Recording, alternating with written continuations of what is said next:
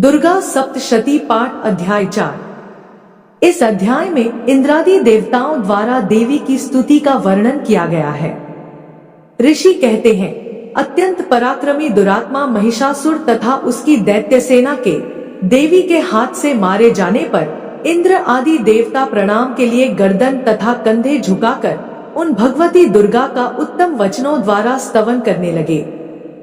उस समय उनके सुंदर अंगों में अत्यंत हर्ष के कारण रोमांच हो आया था। देवता बोले, संपूर्ण देवताओं की शक्ति का समुदाय ही जिनका स्वरूप है तथा जिन देवी ने अपनी शक्ति से संपूर्ण जगत को व्याप्त कर रखा है, समस्त देवताओं और महर्षियों की पूजनीय उन जगदम्बा को हम भक्ति पूर्वक नमस्कार करते हैं। वे हम लोगों का कल्याण करें। जिनके अनुपम प्रभाव और बल का वर्णन करने में भगवान शेषनाग, ब्रह्मा जी तथा महादेव जी भी समर्थ नहीं हैं।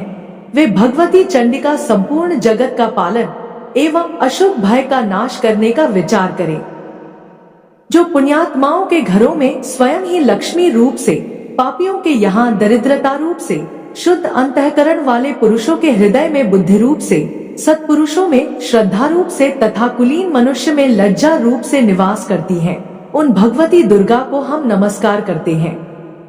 देवी, आप संपूर्ण विश्व का पालन कीजिए।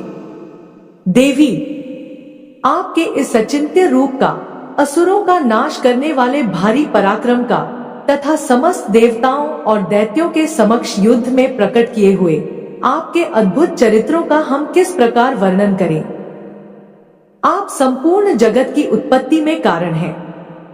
आप में सत्वगुण, रजोगुण और तमोगुण ये तीनों गुण मौजूद हैं, तो भी दोषों के साथ आपका संसर्ग नहीं जान पड़ता।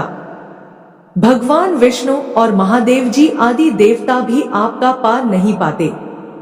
आप ही सबका आश्रय है। यह समस्त जगत आपका अंशभूत है, क्योंकि आप सबकी आदिभूत अव्याकृता परा प्रकृति है। देवी, संपूर्ण यज्ञों में जिसके उच्चारण से सब देवता तृप्ति लाभ करते हैं, वह स्वाहा आप ही है। इसके अतिरिक्त आप पितरों की भी तृप्ति का कारण हैं, अतएव सब लोग आपको स्वधा भी कहते हैं। देवी, जो मोक्ष की प्राप्ति का साधन है, अचिंत्य महाव्रत स्वरूपा है, समस्त दोषों से रहित, जितेंद्रिय, तत्व को ही सार वस्तु मानने वाले तथा मोक्ष की अभिलाषा रखने वाले मुनिजन जिसका अभ्यास करते हैं, वह भगवती परा विद्या आप ही है।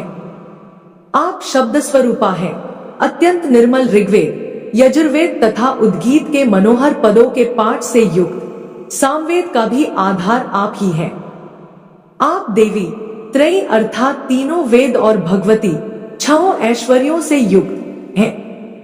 इस विश्व की उत्पत्ति एवं पालन के लिए आप ही वार्ता अर्थात खेती एवं आजीविका के रूप में प्रकट हुई है। आप संपूर्ण जगत की घोर पीड़ा का नाश करने वाली हैं। देवी, जिससे समस्त शास्त्रों के सार का ज्ञान होता है, वह मेधा शक्ति आप ही है। दुर्गम भवसागर से पार उतारने वाली नौका रूप दुर्गा देवी भी आप ही है। आपकी कहीं भी आसक्ति नहीं है। कैटभ के शत्रु भगवान विष्णु के वक्ष स्थल में एकमात्र निवास करने वाली भगवती लक्ष्मी तथा भगवान चंद्रशेखर द्वारा सम्मानित गौरी देवी भी आप ही हैं। आपका मुख मंद मुस्कान से सुशोभित, निर्मल पूर्ण चंद्रमा के बिंब का अनुकरण करने वाला और उत्तम सुवर्ण की मनोहर कांति से कमनीय है, तो भी उसे देखकर महिषासुर को क्रोध हुआ और सहसा उसने उस पर प्रहार कर दिया। यह बड़े आश्चर्य की बात है।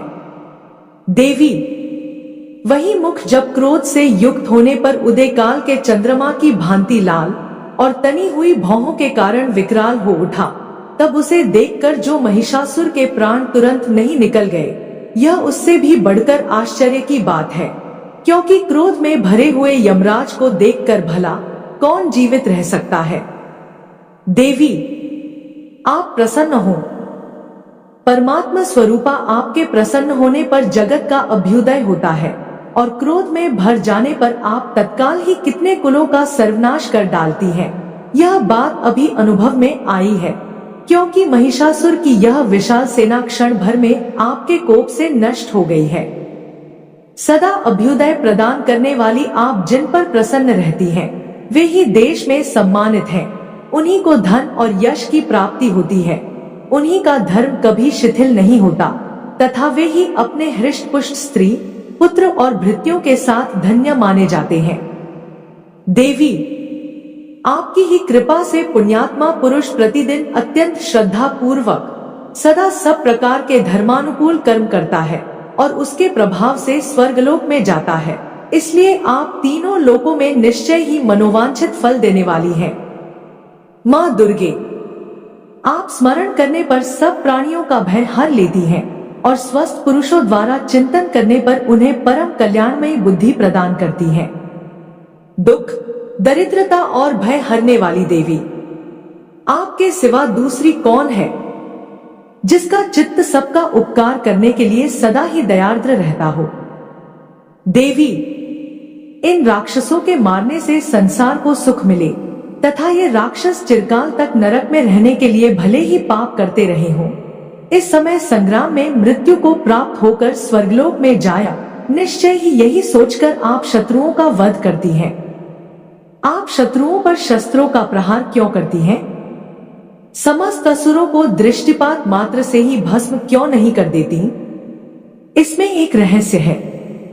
ये शत्रु भी हमारे शस्त्रों से पवित्र होकर उत्तम लोकों में जाए, इस प्रकार उनके प्रति भी आपका विचार अत्यंत उत्तम रहता है। खड्ग के तेज पुंज की भयंकर दीप्ति से तथा आपके त्रिशूल के अग्रभाग की घनीभूत प्रभा से चौंधिया कर जो असुरों की आंखें फूट नहीं गईं, उसमें कारण यही था कि वे मनोहर रश्मियों से युक्त चंद्रमा के समान आनंद प्रदान करने वाले आपके इस सुंदर मुख का दर्शन करते थे। देवी, आपका शील दुराचारियों के बुरे बर्ताव को दूर करने वाला है। साथ ही यह रूप ऐसा है जो कभी चिंतन में भी नहीं आ सकता और जिसकी कभी दूसरों से तुलना भी नहीं हो सकती, तथा आपका बल और पराक्रम तो उन दैत्यों का भी नाश करने वाला है जो कभी देवताओं के पराक्रम को भी नष्ट कर चुके थे। इस प्रकार आपने शत्रुओं पर भी अपनी दया ही प्रकट की है। वरदायिनी देवी, आपके इस पराक्रम की किसके साथ तुलना हो सकती है तथा शत्रुओं को भय देने वाला एवं अत्यंत मनोहर ऐसा रूप भी आपके सिवा और कहाँ है। हृदय में कृपा और युद्ध में निष्ठुरता, ये दोनों बातें तीनों लोकों के भीतर केवल आप में ही देखी गई है। मात, आपने शत्रुओं का नाश करके इस समस्त त्रिलोकी की रक्षा की है। उन शत्रुओं को भी युद्ध भूमि में मारकर स्वर्गलोक में पहुंचाया है तथा उन्मत्त दैत्यों से प्राप्त होने वाले हम लोगों के भय को भी दूर कर दिया है। आपको हमारा नमस्कार है। देवी, आप शूल से हमारी रक्षा करें। अंबिके, आप खड्ग से भी हमारी रक्षा करें तथा घंटा की ध्वनि और धनुष की टंकार से भी हम लोगों की रक्षा करें। चंडिके, पूर्व, पश्चिम और दक्षिण दिशा में आप हमारी रक्षा करें तथा ईश्वरी, अपने त्रिशूल को घुमाकर आप उत्तर दिशा में भी हमारी रक्षा करें।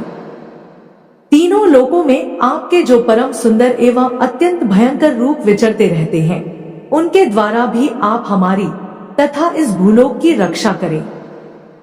अंबिके, आपके करपल्लवों में शोभा पाने वाले खड्ग, शूल और गदा आदि जो अस्त्र हों, उन सबके द्वारा आप सब ओर से हम लोगों की रक्षा करें।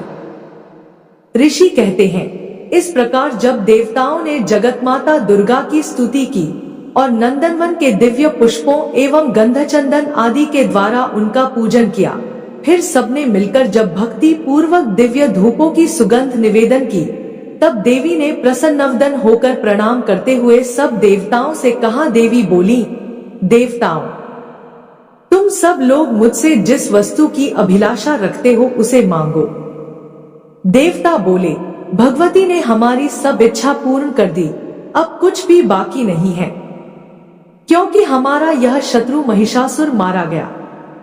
महेश्वरी, इतने पर भी यदि आप हमें और वर देना चाहती हैं, तो हम जब जब आपका स्मरण करें तब तब आप दर्शन देकर हम लोगों के महान संकट दूर कर दिया करें तथा प्रसन्न मुखी अंबिके, जो मनुष्य इन स्तोत्रों द्वारा आपकी स्तुति करे उसे वित्त समृद्धि और वैभव देने के साथ ही उसकी धन और स्त्री आदि संपत्ति को भी बढ़ाने के लिए आप सदा हम पर प्रसन्न रहें।